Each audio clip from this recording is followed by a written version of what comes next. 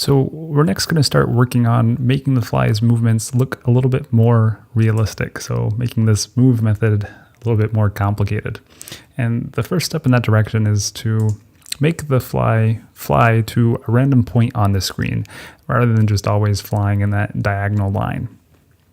And to get the fly to a random point on the screen, we need to be able to get a random point on the screen.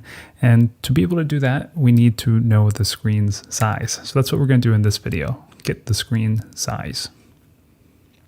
We can do that using this Toolkit class in Java. And we first have to get an instance of the Toolkit. So we'll just grab the default Toolkit. And Toolkit has a method called getScreenSize, this first one here.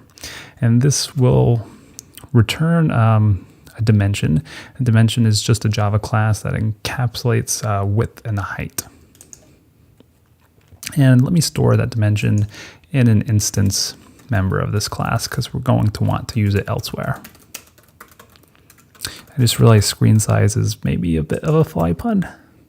Let's import dimension. And then initialize screen size.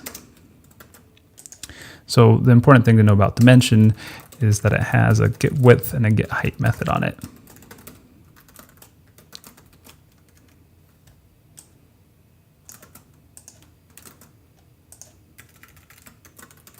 So let's see if this actually got the dimensions of the screen.